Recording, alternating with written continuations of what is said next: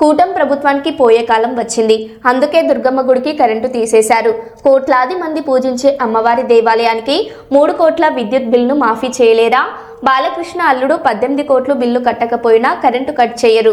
దుర్గమ్మ గుడికి మాత్రం power cut చేస్తారా అని పేర్ని నాని మాజీ మంత్రి అన్నారు. అమ్మవారు ఎంత గొప్పగా చెప్పుకుంటారు, ఎంత భక్తిగా కోట్ల మంది పూజిస్తారు.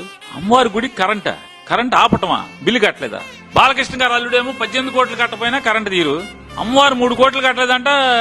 3 కోట్లు మాఫీ చేస్తే పోయే కాలమా మీ ప్రభుత్వానికి? ఎన్ని మాఫీ చేస్తున్నారు? ఎకరం 50 కోట్లు 60 కోట్లు చేసే పొలాన్ని 90 పైసలకి 99 పైసలకి ₹10 ఇస్తున్నారు. మీరు అమ్మవారి గుడికి కరెంట్ ఏమైనా ఉచితంగా ఇస్తే మీకు పోయే కాలమా? మా హిందూయిజం, మా సనాతనం అంటారు, మెట్లు కడుగుతారు. ఇవన్నీ పోయే కాలం బుద్ధులు.